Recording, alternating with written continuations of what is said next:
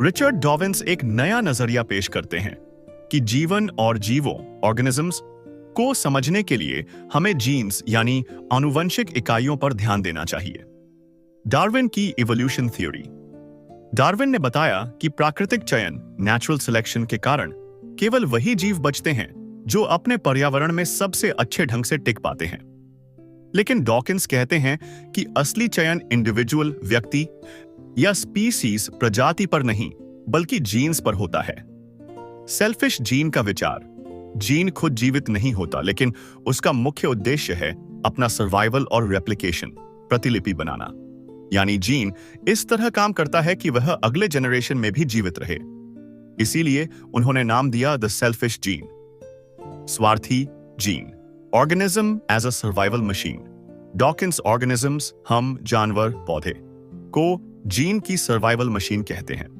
मतलब हमारा शरीर, दिमाग और व्यवहार सब सिर्फ इसलिए बना है ताकि जीन सुरक्षित रहे और अगली पीढ़ी तक पहुंच सके। मिसअंडरस्टैंडिंग का निवारण।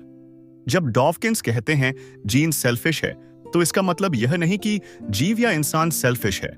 सेल्फिशनेस यहां मेटाफोरिकल सेंस में है, यानी जीन केवल अपने बचाव और प्रसार के लिए प्रोग्राम किए गए हैं। सोचो कि जीन एक प्रोग्रामर है और हमारा शरीर उसका रोबोट है। हम जो भी करते हैं, खाना, प्रजनन, सुरक्षा, सबका अंतिम लक्ष्य है कि हमारे जीन सुरक्षित रहें और आगे बढ़ें। डॉकिंस समझाते हैं कि जीवन की असली शुरुआत रेप्लिकेटर से हुई। जीवन की शुरुआत बहुत पहले धरती पर केवल रसायनों केमिकल्स का मिश्रण था। इन रसायनों में से कुछ अणु मॉलिक्यूल्स ऐसे बने जो अपनी कॉपी बना सकते थे। इन्हें ही रेप्लिकेटर कहा गया। यही रेप्लिकेटर आगे चलकर डीएनए बने। कॉपी की प्रक्रिया। शुरुआत में कॉपी परफेक्ट नहीं होती थी, उसमें गलती, एरर्स, म्यूटेशंस आती थी। लेकिन यही गलती जीवन के लिए जरूरी थी, क्योंकि गलती का मतलब विविधता, वेरिएशन है। कुछ कॉपीज ज्यादा स्थिर और सफल रहती, बाकी नष्ट हो जाती। यह प्रक्रिया ही नेचुरल सिलेक्शन की शुरुआत थी। Survival of the fittest molecule. जो रेप्लिकेटर तेज और बेहतर तरीके से कॉपी बनाते थे, वे ज्यादा समय तक टिके। धीरे धीरे वे अणु से मॉलिक्यूल्स सर्वाइवल मशीन्स बनाने लगे, यानी ऐसे ढांचे जैसे कोशिका सेल, जिनसे वे और सुरक्षित तरीके से जीवित रह सकें। यही कोशिकाएं आगे चलकर पौधे, जानवर और इंसान बने। असली जीव पहले रेप्लिकेटर ही थे। जीवन का मकसद रेप्लिकेटर का बचना और कॉपी बनाना है। इंसान और जानवर हमारे डीएनए के लिए एक तरह से सर्वाइवल मशीन्स हैं। जीवों का असली आधार जीन्स हैं, न कि शरीर, बॉडीज। जीन की अमरता। हर इंसान, जानवर या पौधा मर जाता है, शरीर नश्वर है, लेकिन जीन अमर हैं, क्योंकि वे एक पीढ़ी से दूसरी पीढ़ी में कॉपी होकर चलते रहते हैं। उदाहरण, तुम्हारे शरीर का डीएनए तुम्हारे माता पिता से आया है और वही जीन आगे तुम्हारे बच्चों में जाएगा। मतलब शरीर सिर्फ जीन का अस्थायी वाहन, टेम्पररी व्हीकल है। डीएनए की कॉपी मशीन। डीएनए को लेखक एक कॉपी मशीन कहते हैं। हर बार जब एक जीव प्रजनन करता है, उसके जीन कॉपी होकर अगले जीव में जाते हैं। इस प्रक्रिया में कभी कभी म्यूटेशन होता है, यानी छोटी छोटी गलतियां। यही गलतियां नई विविधता, वेरिएशन पैदा करती हैं और इसी से विकास, इवोल्यूशन होता है। अमर कुंडल का मतलब डीएनए के अणु डबल हेलिक्स आकार में होते हैं। यह एक तरह के कुंडल, कॉइल जैसा दिखता है। डॉकिंस इसे इमॉर्टल कॉइल कहते हैं, क्योंकि यह संरचना लाखों सालों से चल रही है। इंसान का शरीर तो 70 से 80 साल में खत्म हो जाता है, लेकिन डीएनए का यह कुंडल अनगिनत पीढ़ियों तक चलता रहता है। शरीर जीन की सर्वाइवल मशीन। हमारा दिमाग, शरीर, आदतें सब इसलिए बने हैं ताकि जीन अपने आप को बचा और आगे बढ़ा सकें। उदाहरण, माता पिता अपने बच्चों की रक्षा क्यों करते हैं? क्योंकि बच्चों में उनके जीन हैं। इस तरह स्वार्थी जीन, सेल्फिश जीन का मतलब है कि जीन अपनी अमरता बनाए रखने के लिए हर संभव रणनीति अपनाते हैं। हम नश्वर हैं, लेकिन हमारे जीन अमर हैं। हमारा शरीर सिर्फ उनका वाहन है। डीएनए की यही अमरता पूरी प्रकृति और विकासवाद, एवोल्यूशन को चलाती है। शरीर एक सर्वाइवल मशीन है। डॉकिंस कहते हैं कि हमारा शरीर प्लांट्स, एनिमल्स, ह्यूमंस सबका असल में एक सर्वाइवल मशीन आबीन है। इसका असली काम है जीन्स की रक्षा करना और उन्हें अगली पीढ़ी तक पहुंचाना। यानी हम जो भी करते हैं, खाना, भागना, सोचना, लड़ना, सबका उद्देश्य है जीन को सुरक्षित रखना। Gene programmer. जीन ऐसे हैं जैसे कंप्यूटर प्रोग्रामर जो शरीर की हर छोटी बड़ी क्रिया को कंट्रोल करते हैं। हिरण के लंबे पैर इसलिए हैं ताकि वह शिकारी से भाग सके। जिराफ की लंबी गर्दन इसलिए है ताकि वह ऊंचे पेड़ों की पत्तियां खा सके। ये सब शरीर के गुण, ट्रेट्स जीन ने बनाए ताकि जीन खुद जीवित रह सके।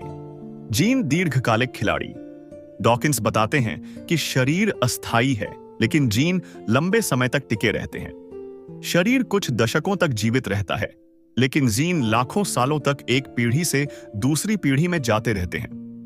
इसलिए असली खिलाड़ी शरीर नहीं बल्कि जीन है। परोपकार, ऑल्ट्रुइज्म का सवाल।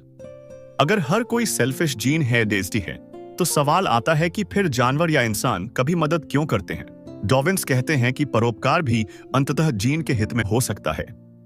उदाहरण, मधुमक्खी अपने छत्ते के लिए खुद मर जाती है क्योंकि उसके परिवार में जीन साझा होते हैं, यानी इनडायरेक्ट तरीके से उसके जीन बच जाते हैं।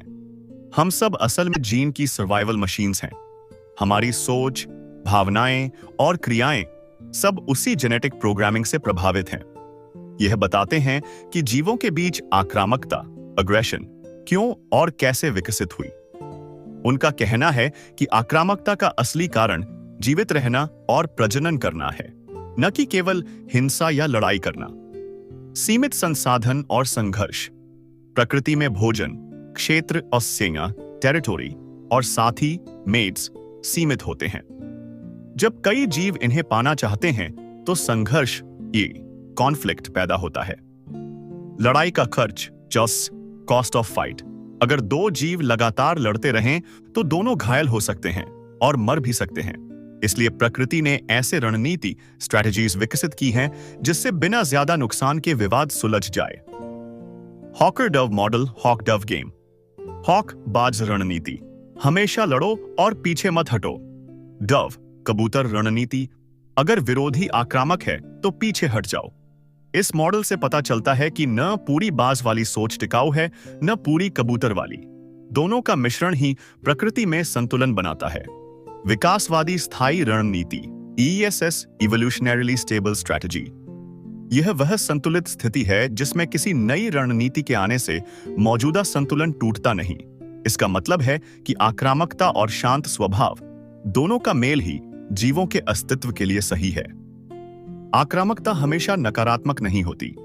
कभी यह जीवित रहने और जीन को आगे बढ़ाने का साधन बन जाती है, लेकिन आक्रामकता की मात्रा संतुलित होनी चाहिए, वरना वह जीव के ही नुकसान का कारण बन सकती है।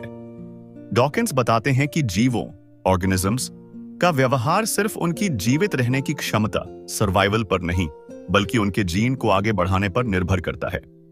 कई बार ऐसा लगता है कि कोई जीव दूसरों के लिए बलिदान दे रहा है, लेकिन असल में वह अपने जीन के फायदे के लिए ऐसा करता है।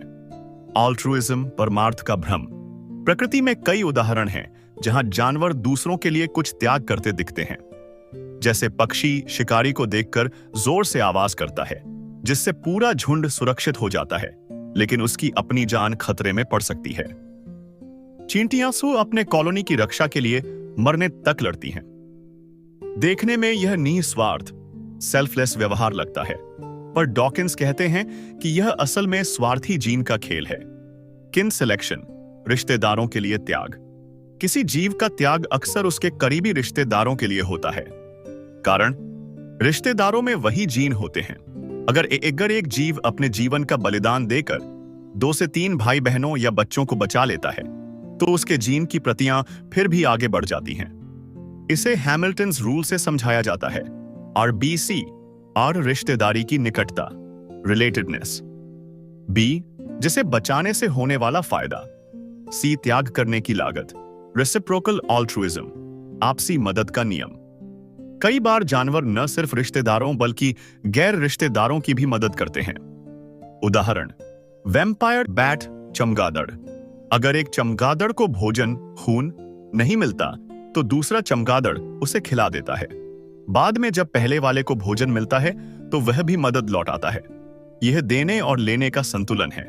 लंबे समय में दोनों के जीन को फायदा होता है। चीटर्स, धोखेबाज, जेस की समस्या। हर प्रणाली में कुछ जीव धोखा देने की कोशिश करते हैं, जैसे मदद लेना लेकिन लौटाना नहीं। प्रकृति ने धोखेबाजों को पहचानने और सजा देने के कई तरीके विकसित किए हैं। इससे संतुलन बना रहता है। जीनमैनशिप का सार। हर जीव का व्यवहार इस बात से तय होता है कि उसके जीन को आगे बढ़ने का कितना लाभ होगा। भले ही कोई जीव परोपकारी दिखे, जीन हमेशा स्वार्थी होते हैं।